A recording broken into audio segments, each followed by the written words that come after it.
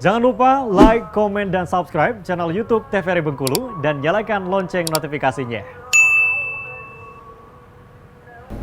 Balik lagi di opini obrolan pas di sini. Pemirsa masih dengan tema yang sama dan orang yang sama di sini, masih bersama dengan Bang Faldo. Nah, Bang Faldo tadi kan membahas mengenai sempat tertunda ya. Jadi pertanyaannya mengenai program. Itu kan setiap peserta kata Bang Faldo tadi memang harus memiliki program dan ada timeline-nya. Nah, itu gimana tuh untuk menentukan itu? Nah, karena timeline-nya itu kan kita kan punya fokus dari program ini sendiri adalah untuk meningkatkan IPP dan pengkaderisasi pemuda yang ada di desa. Itu tujuan utamanya? Ya, betul. Nah, jadi tema-tema itu setiap tahun beda-beda nih. Kalau tahunku dulu adalah pemuda membangun desa. Nah, sedangkan tahun ini adalah generasi emas, generasi muda raih generasi emas di 2045 kayak gitu. Jadi memang kepemudaan juga tetap ya. Nah, jadi kalau di tahunku kita membuat timelinenya adalah 3 hari pertama kita sampai kita untuk observasi terlebih dahulu. Kita pendekatan kepada masyarakat, pendekatan kepada pemerintah yang ada di sana, seperti kepala desa dan lain sebagainya macam. Terus kita tanya nih programnya apa, permasalahannya apa. Kalau kita tanya permasalahannya apa, pasti nggak ada yang nanya, nggak ada yang jawab dong. Enggak kok, pendidikan kita bagus, kesehatan kita bagus. Jadi kayak lihat lah gini, oh iya nanti kita ada kegiatan loh, dia bilang gitu.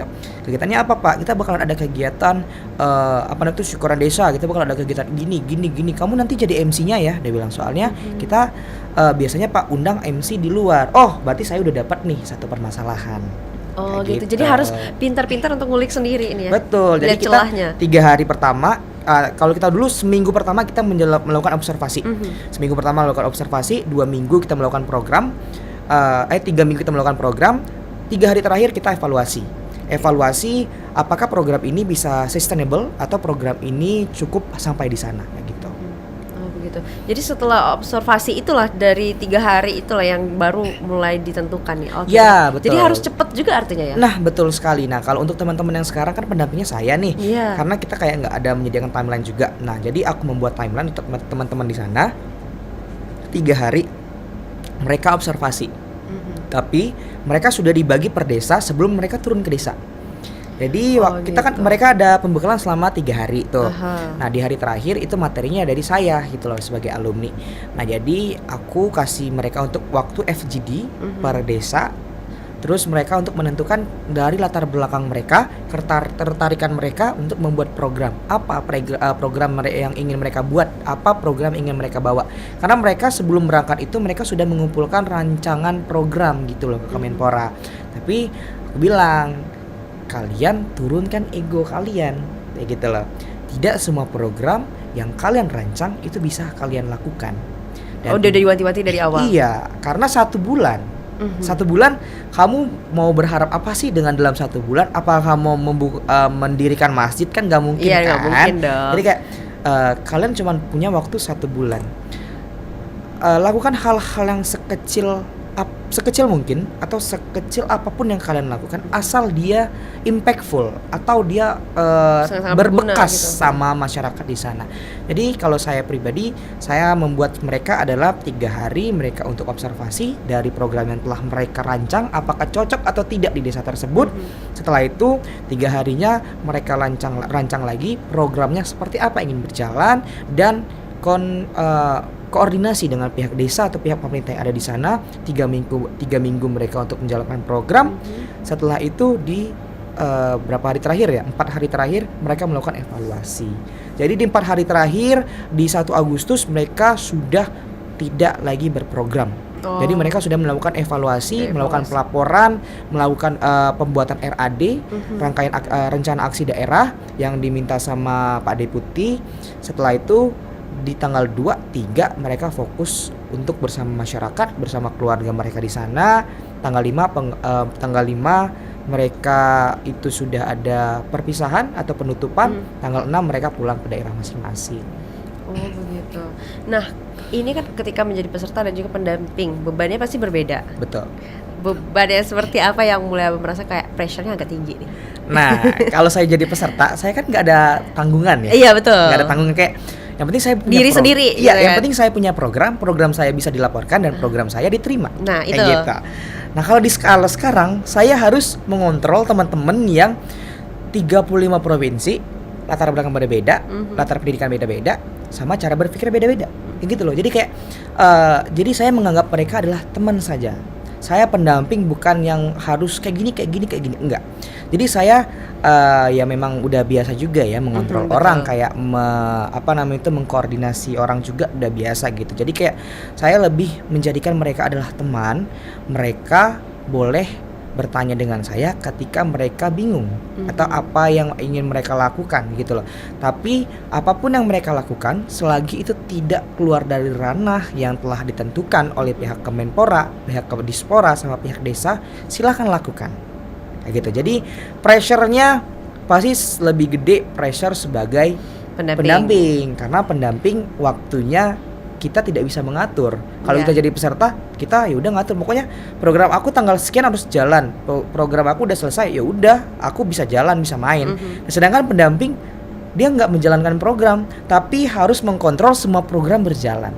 Semua desa bergerak. Bertanggung jawab atas Iya, itu semua anak-anak keamanannya.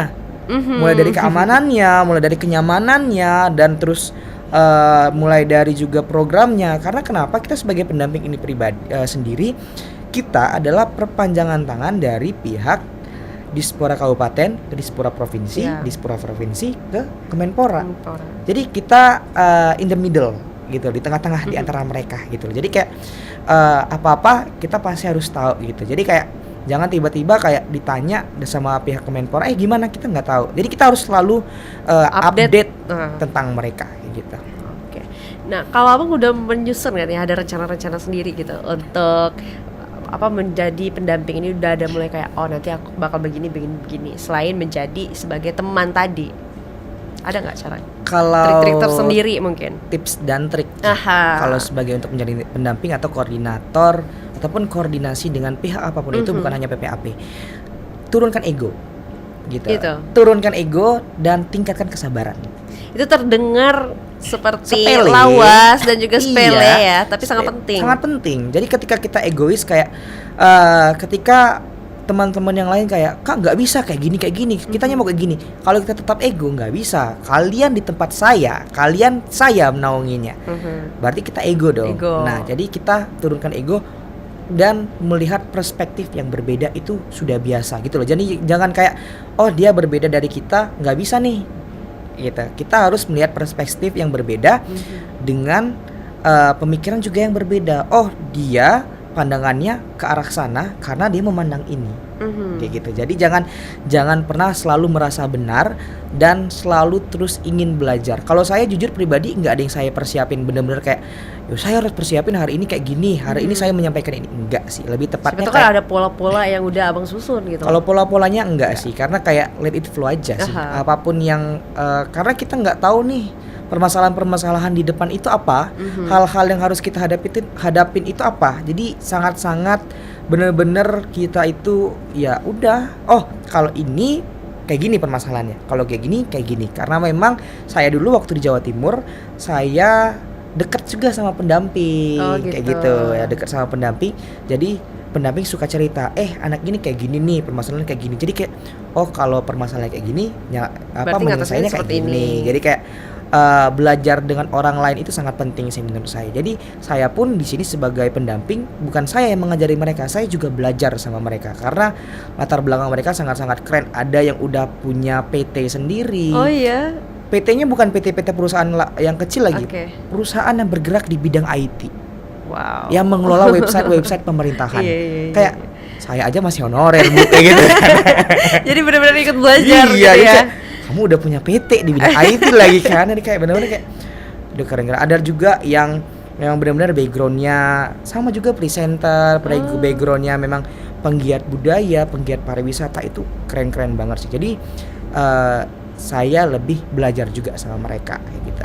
Jadi benar-benar relasi jadi tambah gitu ya. Betul. Di sini. Betul. Dari nggak cuma dari Bengkulu, yang jelasnya benar-benar dari satu Indonesia, dan setiap provinsi itu selalu berkesempatan untuk mengirimkan satu pasang ya. Iya, punya kuotanya satu pasang setiap provinsi, tapi dibagi ya. Iya. Nah, di tahun ini sedikit berbeda dia. Di tahun ini Dua-dua dari Provinsi Bengkulu ke Kaltara. Dua-duanya dari Kaltara ke Provinsi Bengkulu. Oh nggak dibagi?